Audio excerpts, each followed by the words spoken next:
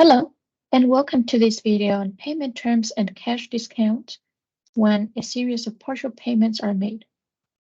The problem we're solving is the following one. Jason had to settle an invoice of $59,000 dated December 4th, 2011 with terms of 510, 2.515, and net 45. If he made a payment of $8,000 on December 14th of 2011 and another payment of $1,500 on December 19th of 2011, calculate first the balance after the first payment, and we need to round the answer to the nearest cent, and second, the balance after the second payment, and we need to round the answer to the nearest cent. Mathematics of merchandising helps us understand the dating notation for the cash discount terms of an invoice like the one Jason got, and to calculate the amount of cash discount for which a payment qualifies. A cash discount is the amount of discount on the net price that is offered by a seller to a buyer after the sale to encourage early payment of the invoice. Cash discounts are expressed as a percent of the net price and have a time limit, after which the full net price amount is due. In the problem we have right here, the payment terms are 510, 2.515, and net 45. Payment terms provide information on cash discount terms, the discount period, and the credit period for the payment. The first term, 510, is the first discount period, which implies that Jason will receive a cash discount of 5% if a payment is made up to 10 days of the invoice date. The invoice date is December 4th. Let's write here December 4th of 2011. That's the invoice date. When we count 10 days from December 4th, we obtain the date December 14th of 2011. The payment term 510 tells us that Jason will receive a 5% discount for payments made on or before December 14th. There we have the first discount period, and Jason gets a 5% discount if he makes a payment on or before December 14th of 2011. Now, the second term is 2.515. The second term is the second discount period, which implies that Jason will receive a cash discount of 2.5% if the payment is made after the first discount period, so after December 14th of 2011, up to 15 days from the invoice date. If we count 15 days from the invoice date, here's the invoice date, we find the date December 19th.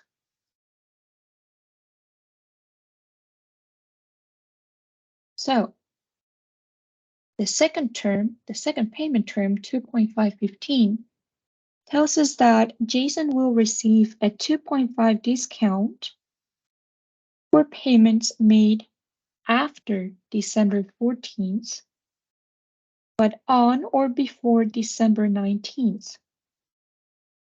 So here we have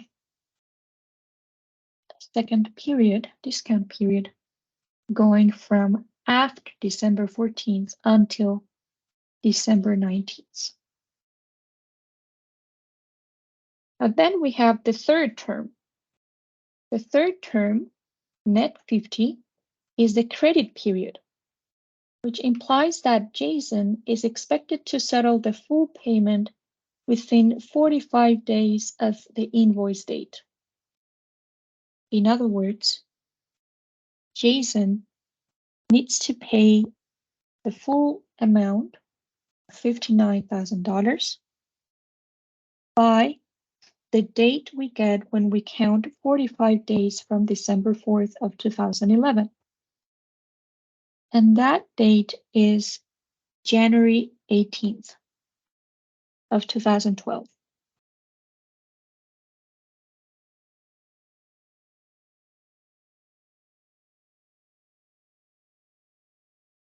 So Jason doesn't receive any discount for payments made after December 19th, but on or before January 18th.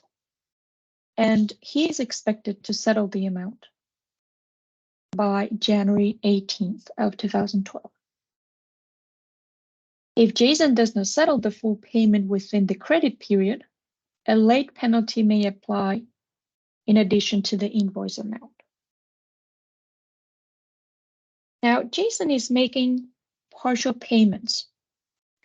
A partial payment is a portion of the invoice amount that a buyer pays within the discount period to take advantage of a cash discount. The cash discount is applied to the amount paid. And we have a formula that tells us how to find the amount credited in terms of the amount paid and the cash discount.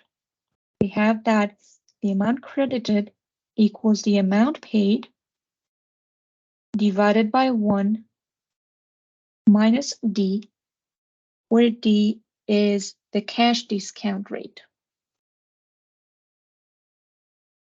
Okay, let's solve part A of this problem. Jason made the first payment of $8,000 on December 14th of 2011. December 14th of 2011 falls within the first discount period. So Jason receives a discount of 5% when he makes the payment of $8,000 on December 14th. Then the amount credited is $8,000 divided by 1 minus the cash discount rate.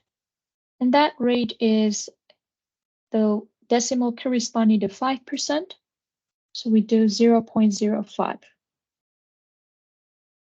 When we divide 8,000 by 1 minus 0.05, we find the number 8,421.05.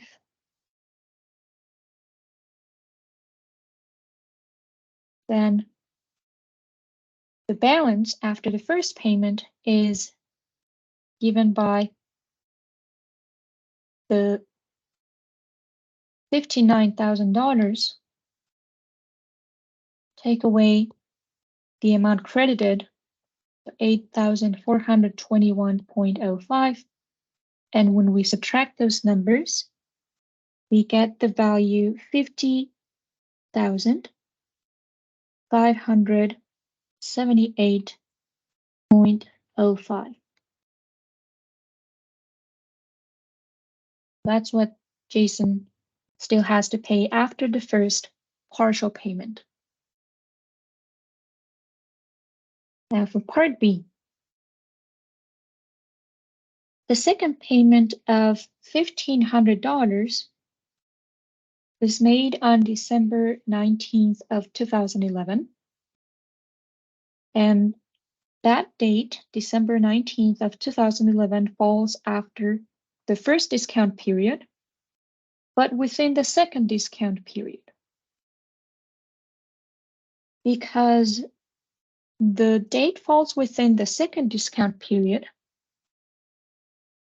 Jason receives a 2.5 discount on that payment that he makes on December 19th of 2011.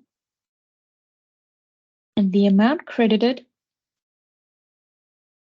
can be computed by doing 1,500 divided by 1 minus the discount rate, and that discount is 2.5.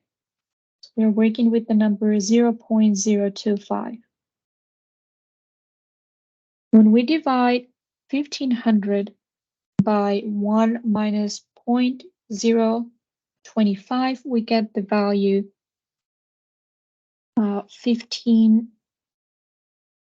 1,538.95. Then the balance after the second payment comes from subtracting the previous balance to 50,578.05, and the number we just got, 1,538.95. And when we subtract those values, we get the number 49,040.49. So the balance after the second payment is $49,040.49. And those $49,040.49 are expected to be paid on or before January 18th of 2012. Okay, that's all for this video. If you have questions, please write a comment and I will be happy to help you. Thank you for watching. Bye-bye.